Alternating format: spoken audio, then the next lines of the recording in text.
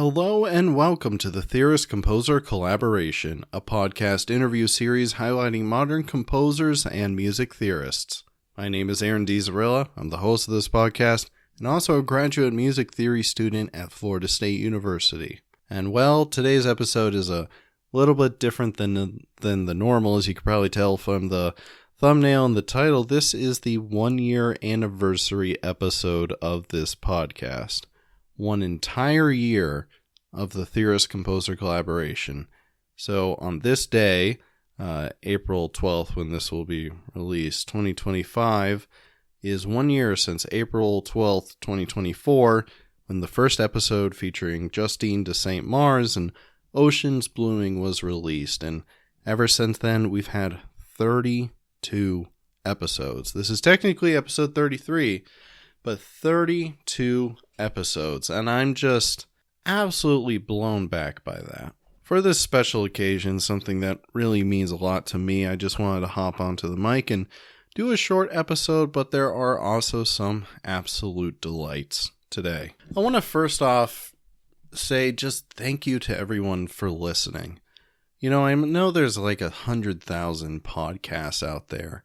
The epidemic of podcast equipment being affordable to any, especially guy, just out there to yap out on the internet and possibly even interview people. There's even high saturation within music podcasts. And for anyone to take their time to listen to me and the frankly very wonderful people that I've had onto this podcast, our conversations, the sort of things that we're talking about, the dynamic between analyst and artist, and just art in general. I give my greatest thank you to all of you. This podcast has allowed me to meet and interact with all sorts of different people and interact with art that otherwise I probably wouldn't. And I hope in some way also for viewers to be interacting with art and artists that they necessarily wouldn't either.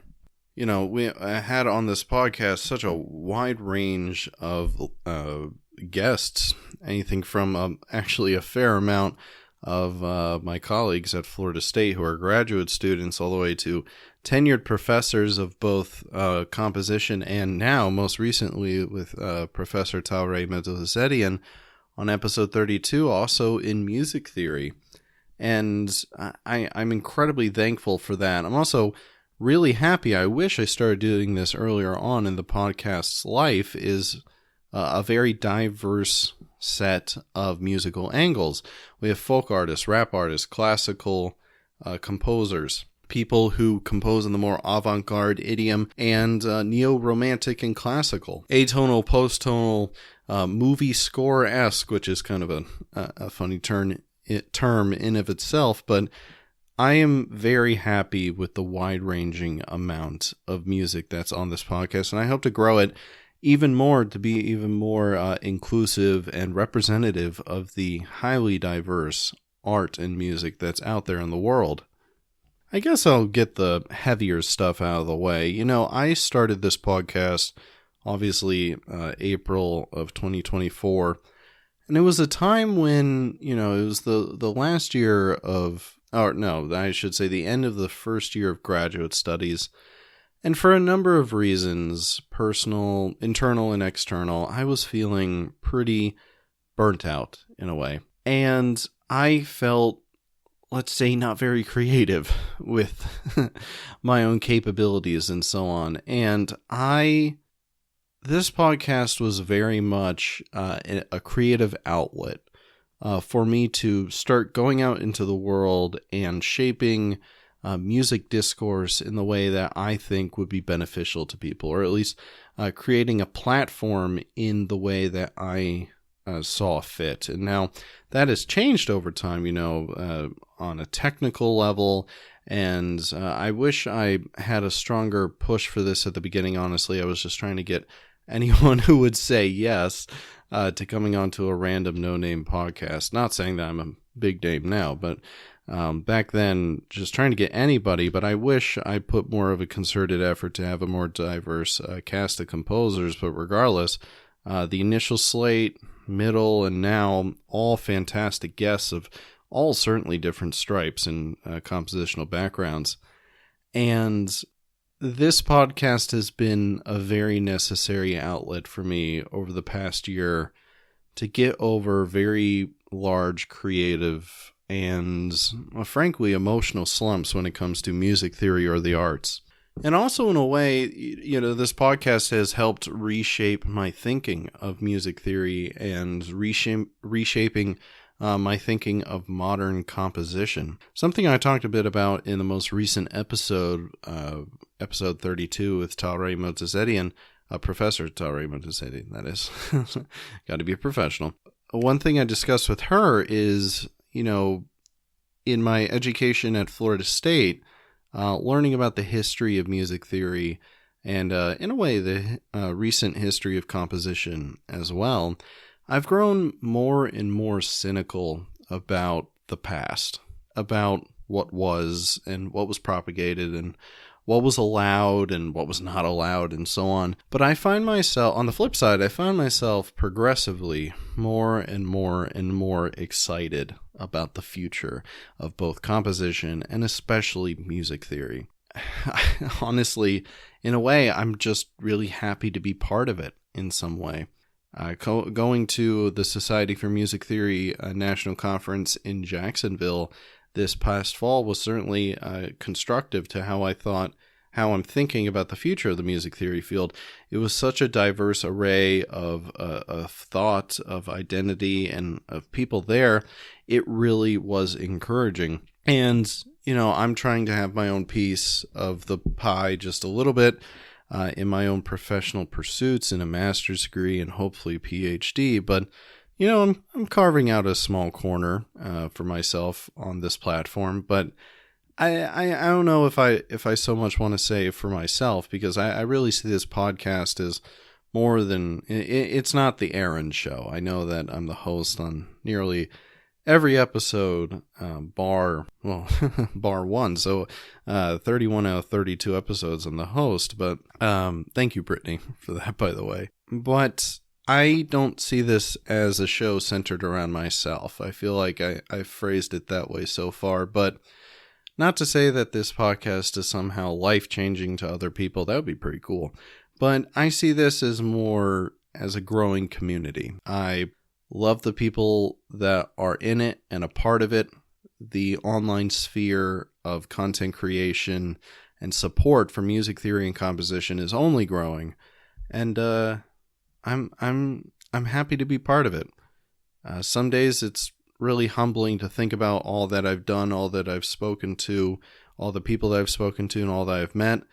I don't talk about podcast analytics on the show. Obviously, I just don't see the need for that. But, for what this is, a one-man operation, doing this by myself, pretty good views, in my opinion, across all platforms.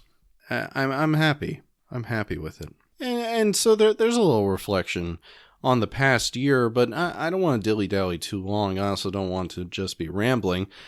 There's a very special thing for today's episode. I teased this a while ago, a handful of episodes ago, many months ago at this point, but there has been a collaboration in the making. Get it? Because the name of the podcast, yeah. There has been a collaboration in the making, and by collaboration, I mean I commissioned a friend of the podcast, the composer who has been on the podcast 3 different times now. You know him, you love him. Will Davenport, a colleague of mine at Florida State University, about to graduate with his master's in composition alongside my master's in music theory in just a couple weeks here. I commissioned Will to write a theme for the podcast. I know podcasts nowadays and for quite a while have like a music that is unique to them, intro and outro. I've used the music of guests as that placement for this entire time, but I saw fit, especially it was lining up in time with the 1-year anniversary. I commissioned Will a month or 2 ago. He's been working on it, and it's finally here, an originally composed piece, which is just so cool for this podcast. And I'm so happy to share with you all. Here is the TCC Theme by Will Davenport.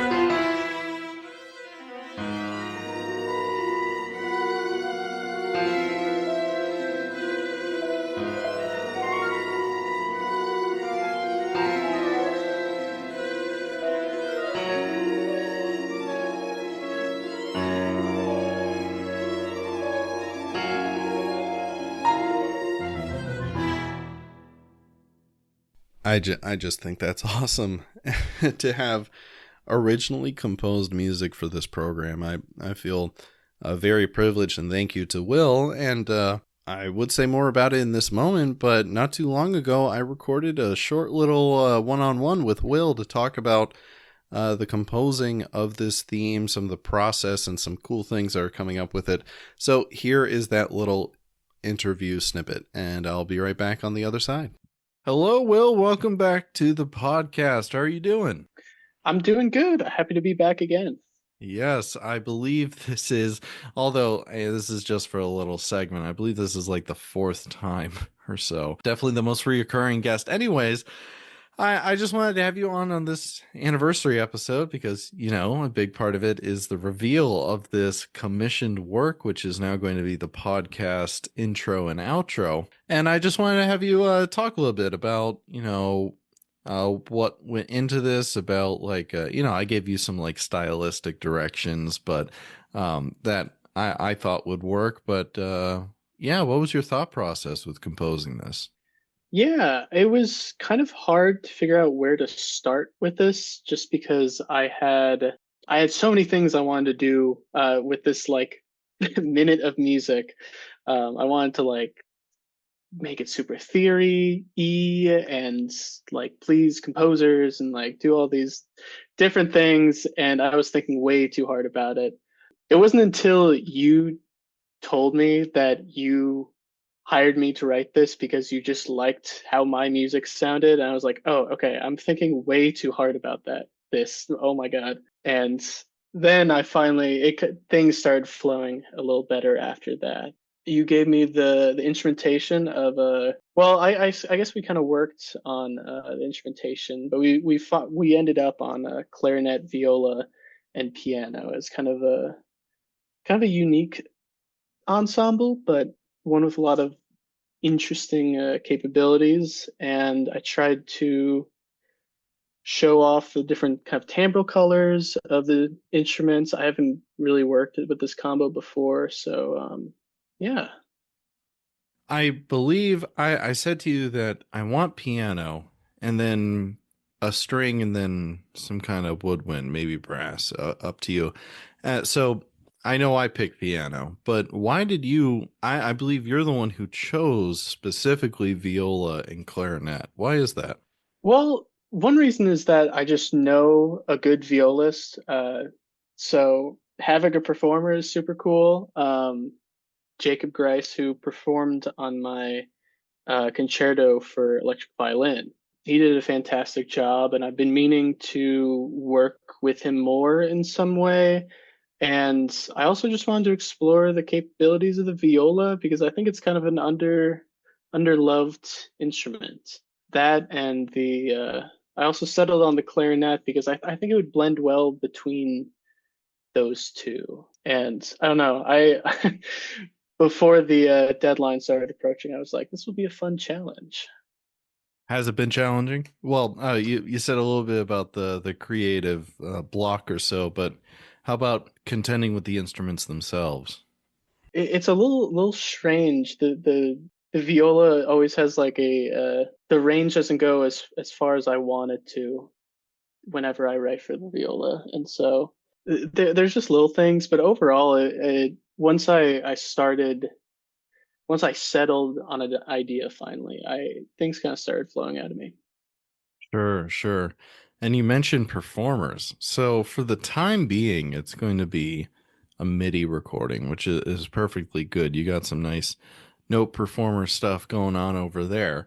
But you know what's really cool is in a couple of weeks at an SCI concert here at Florida State, this is actually going to get performed, which is wild. And then hopefully at some point we're gonna talk contract and get people involved with this, but getting an actual recording of it possibly too, which is really cool. Yeah, it's I'm really excited for that. It's going to be a really short piece on a concert of probably 10 to 12-minute long pieces. This one minute of music is going to stand out a little, but it'll be good. I'm really the I mean, obviously the big thing with this, I really wanted to get like a live recording of this. I think it'll do a much better job than MIDI, as good as no performer is. Certainly, certainly. And you said Justine de Saint Mars is going to be on piano. That's right. Yeah, a TCC alum as well. Yes, Uh, the one to kick it off on this day, April 12th, 2024, and here we are in 2025. Well, I suppose that's all for now necessarily. Well, just your your academic journey has been somewhat tied here and there on the TCC. We're both about to graduate, which I'm soon going to talk about on this episode for myself. But what's next for you, Will?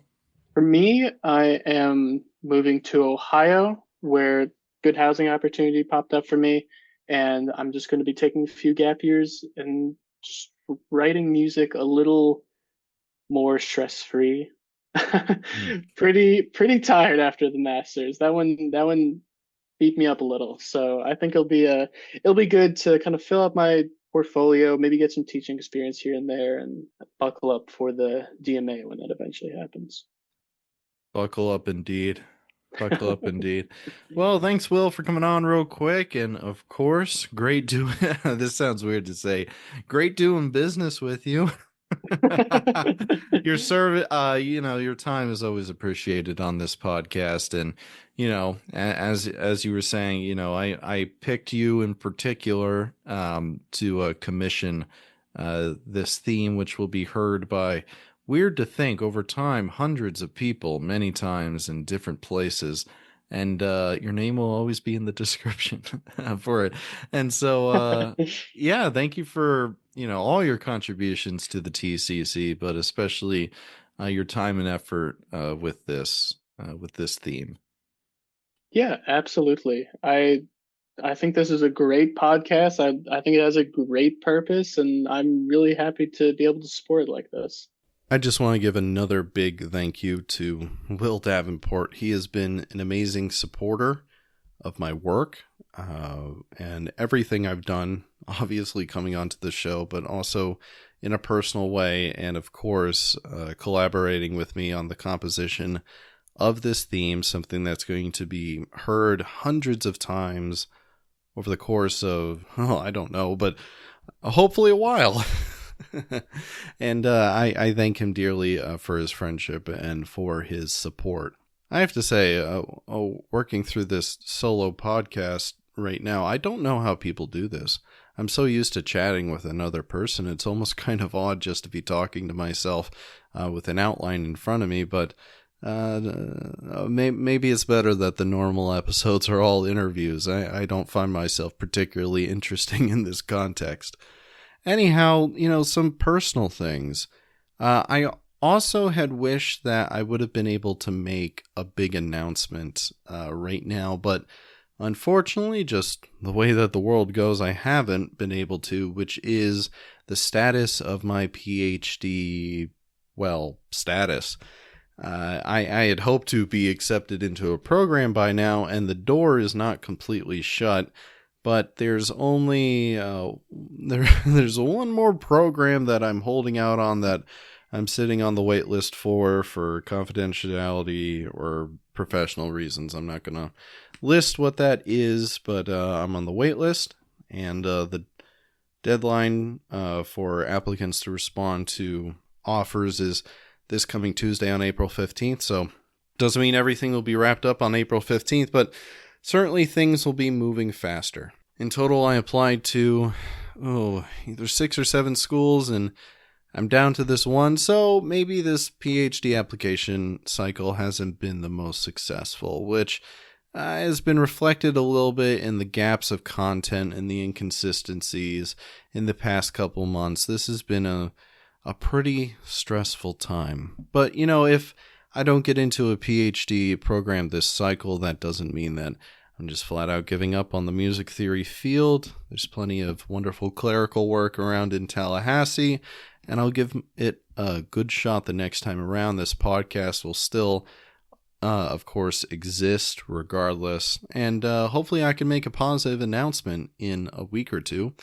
But that's where I am with that. So maybe it'll happen, maybe it won't. Not for me to say.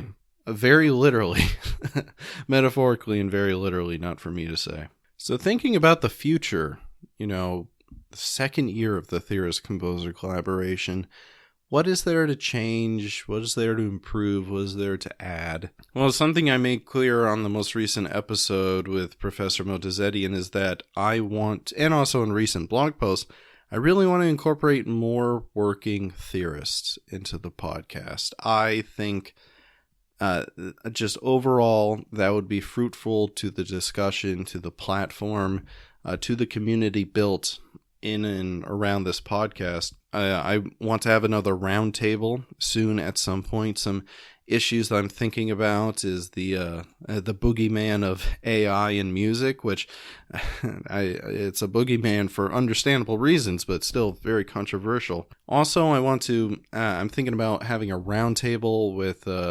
composers discussing, festivals and those sorts of festivals and competitions and that sort of zeitgeist and tips and do's and don'ts, and also possibly theorists on the conference side. Lots to discuss there, and just publications in general, maybe even self-publishing music. I'm really thinking about some nice roundtable ideas, bringing back previous guests, including new people on to discuss those things. Of course, going to be working on inviting even more guests, have 1 or 2 things lined up for the future. But the future is looking good. Right now, personally, I'm in a state of uncertainty, and, well, I have been for a little bit. It's the applications are out. We'll see what happens. My life is going to change pretty drastically one way or the other, and just in a couple weeks here, I'm going to graduate with my master's from Florida State, and I'm going to now have to change the introduction of this podcast in some way or the another. And so that kind of concludes this little episode. It's relatively brief. I just wanted to, one, reveal the theme music that will now be on every episode. I'm so excited and thankful for that. And just to thank everyone for listening. It's remarkable that anyone would take the time almost to listen to me in this platform, and even if it's just to come on to listen to one guest and then drop off, that's okay. I do that a lot with content online as well. Just adding something to somebody's day somewhere, talking about music and art and the things that move us. There's just something really special about that, and I'm really thankful to be a part of that. And here's to another year of the Theorist Composer Collaboration. Another 33 episodes and maybe even more. Oh gosh, it'll be over 60 at that point. That's kind of crazy to think of. But regardless, thank you all for listening. Thank you all for your support. The podcast, you can listen to the past year of content on our host website, of course, Spotify, Apple Podcasts, Amazon Music, iHeartRadio. You know the whole shtick. And it's also all in the description. Please follow on social media, Instagram and Facebook, to stay up to date on any changes or any blog posts. And I post clips on social media. I try to stay active on Facebook and Instagram.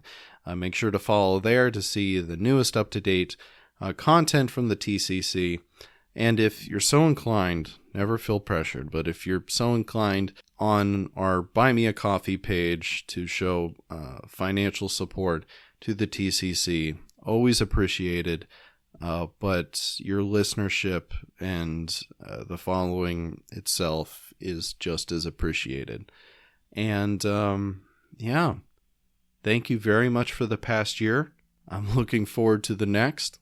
I'm not sure where it's going to take me, but I'm sure it's going to be good. But regardless, I'll still be here on the Theorist Composer Collaboration, and I'm sure with a large litany of guests that you all will be excited to hear from. And so, until then, this is Aaron DiZarilla, and thank you for joining the TCC.